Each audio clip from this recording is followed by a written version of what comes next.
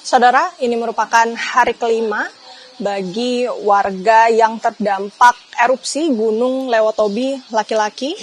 Kami perlihatkan kepada Anda, saudara, situasi di SMA Negeri 1 Titahena yang menjadi lokasi ataupun salah satu lokasi posko pengungsian. Ini ada di Desa Lewolaga, Kecamatan Titahena, Kabupaten Flores Timur, Nusa Tenggara Timur, saudara. Dan tepat di sebelah saya begitu sudah banyak sekali warga yang kemudian berkumpul di sini, dan kami perkenalkan juga kepada Anda, saudara, di samping saya sudah ada kepala desa dari Desa Klatanlo, salah satu desa yang terdampak dari erupsi Gunung Lewotobi pada tanggal 3 hari Minggu kemarin, Bapak. Bapak Petrus, izin kami dari Kompas TV ingin bercerita, mungkin menggali informasi untuk hari kelima Bapak di sini, Pak Petrus. Bagaimana kondisinya? Kabar Bapak bagaimana? Kemudian untuk persediaan makanan, minuman, air bersih, alat-alat kesehatan bagaimana? Baik, terima kasih atas kesempatan dari Kompas TV untuk bisa mengunjungi kami di posko ini.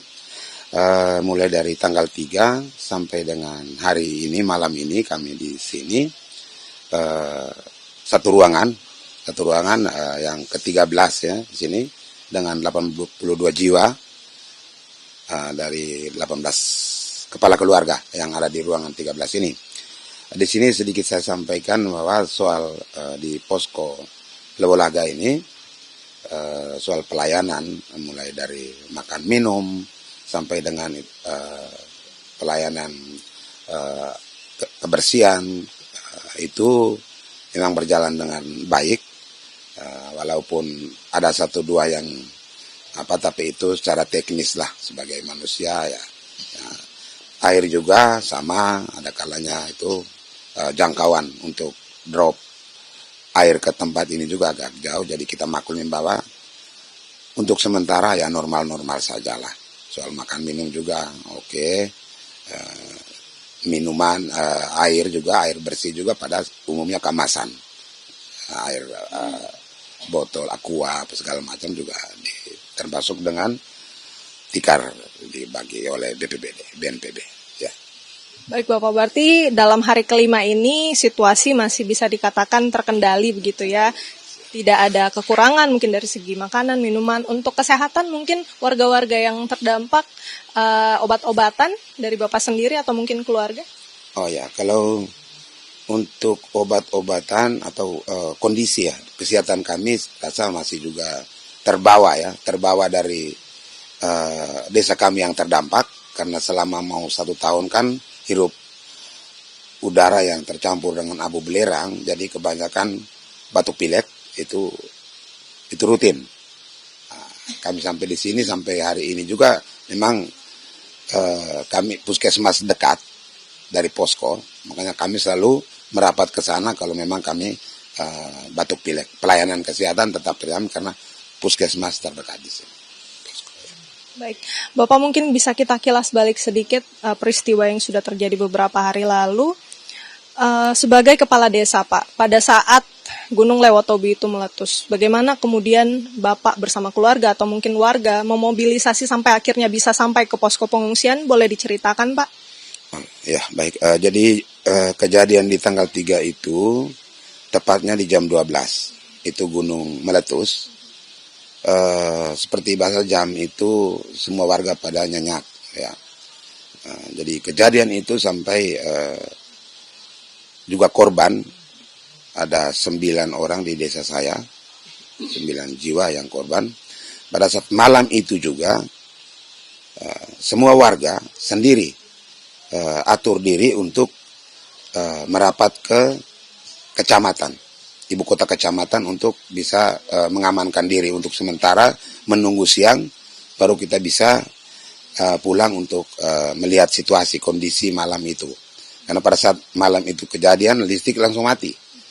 Jadi kami tidak tahu seperti apa kejadian. Nah, malam itu sesudah tenang ada warga yang telepon bahwa keluarga yang satu ini rumah rata, makanya rubuh, lalu penghuninya itu panggil sudah tidak menyaut, kira-kira terkubur atau apa tidak tahu. Tapi memang pagi-pagi saya dari ibu kota kecamatan langsung ke titik lokasi benar adanya bahwa mereka tertimbun. Nah, untuk warga malam itu sudah hitung saja kampung sudah kosong. Mereka sendiri yang ambil inisiatif untuk merapat ke kecamatan. Jadi untuk memobilisasi itu susah. Paginya baru kita dapat perintah bahwa harus ke titik-titik posko yang diatur oleh pemerintah. Itu mulai dari Konga, Bokang, Gerong, ya Lewolaga. Makanya pada saat itu kebanyakan kami memilih ke Lewolaga. Akhirnya agak jauh dari dari Kletanlo.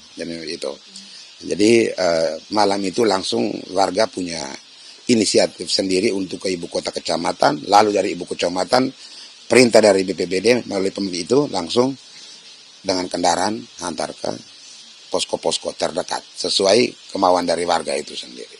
Gitu.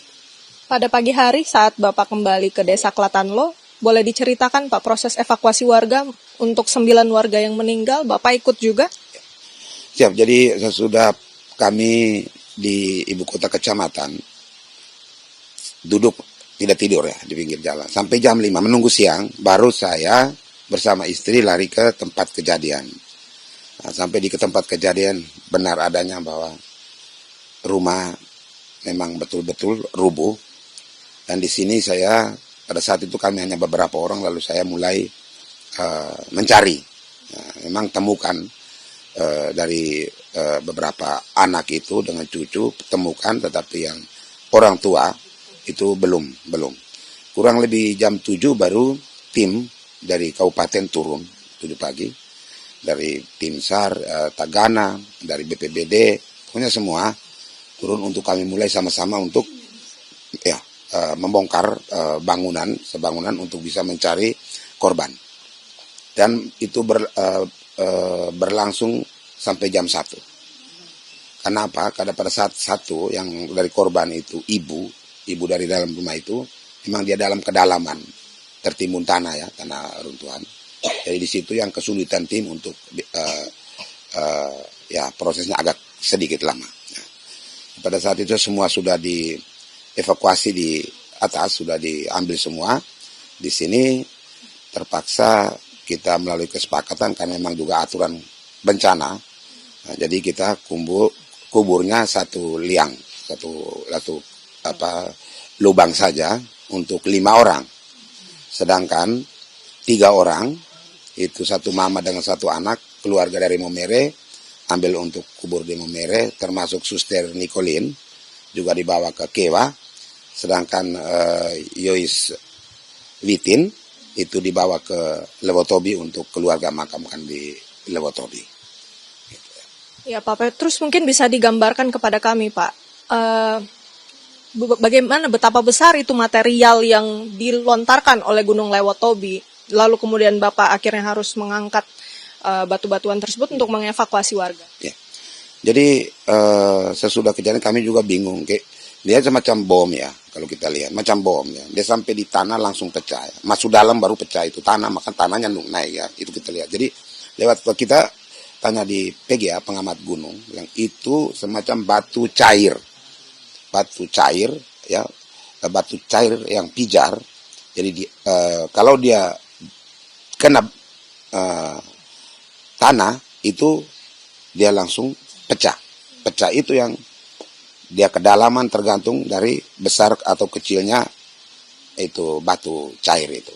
Berapa meter itu Pak Bapak lihat sebesar apa? Ya kalau yang di rumah yang korban itu diameternya kurang lebih kedalaman saya 2 meter ya, 2 meter lebih kedalaman.